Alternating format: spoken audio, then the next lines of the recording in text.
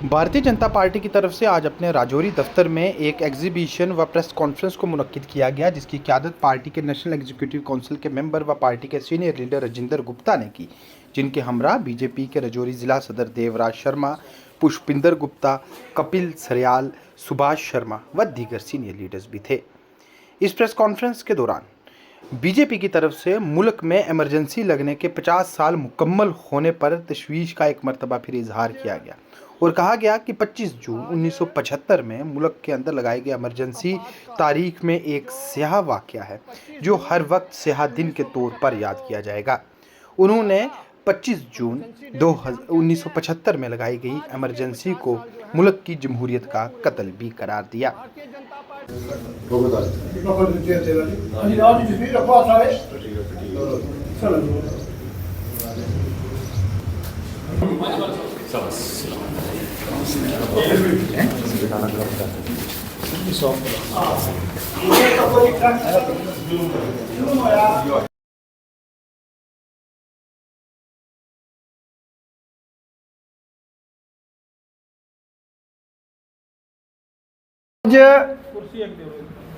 आज आपातकाल जो 25 जून 1975 को लगा था, इमरजेंसी डे जिसे हम कहते हैं, आज उसके 50 साल जो हैं वो पूरे हुए हैं।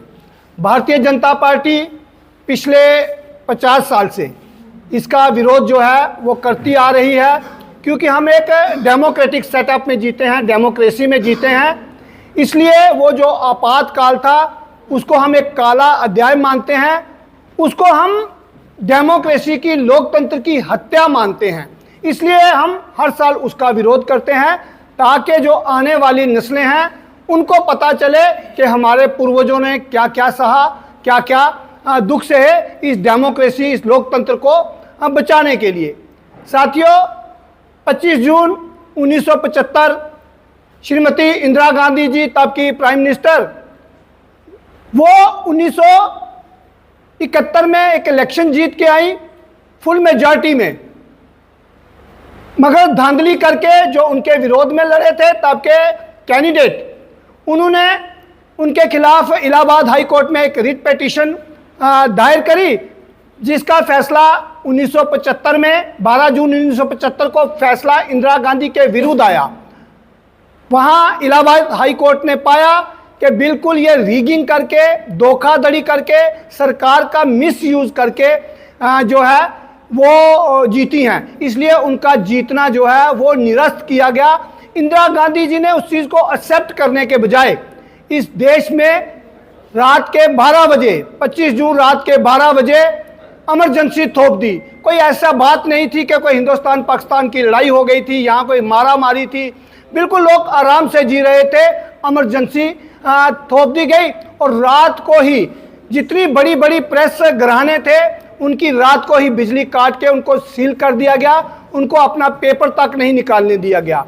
और जितने बड़े जहाँ देश के नेता थे, कांग्रेस के छोड़ के किसी भी पार्टी के थे, उन सब को उठा के जेलों में भर दिया गया, जिसमें भारतीय जनता पार्टी के श्रीमान अटल बिहारी वाजपेयी जी, लाल कृष्ण आडवाणी जी, मुरली मनोहर जोशी जी, श्रीमान राजनाथ सिंह जी, इन सब लोगों को उठा के जेलों के अंदर जो है वो बंद कर दिया गया और उस सब की जो लोकतंत्र की आवाज़ थी उसको दफना दिया गया।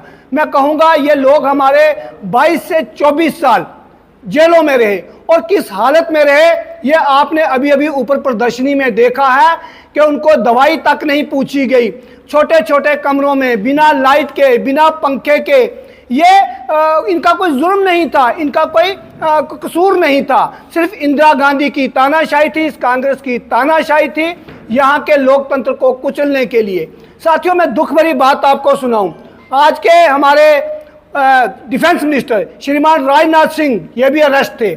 इनकी माताजी बहुत बीमार थी, उन्होंने अर्जी दी कि मुझे अपनी माताजी को देखने के लिए जाने दो, उनको उनके देखने नहीं दिया गया। माताजी अपने पुत्र के वियोग में स्वर्ग सिधार गई और उनके अंतिम संस्कार की परमिशन भी जो राजनाथ सिंह जी को उस टाइम की इंदिरा गांधी की सरकार ने नहीं दी। उनके दूसरे भाई ने माताजी का जो वो संस्कार किया। मैं कहूँ इतनी क्रूर सरकार, इतनी क्रूरता अंग्रेजों ने शायद की होगी हमारे लोगों के साथ। आज़ादी के बाद अगर किसी ने क्रूरता की वो इंदिरा गांधी और उनकी पार्टी ने क्रूरता की और यहाँ पे डेमोक्रेसी की हत्या की। मैं कहूँगा डेमोक्रेसी की हत्या है।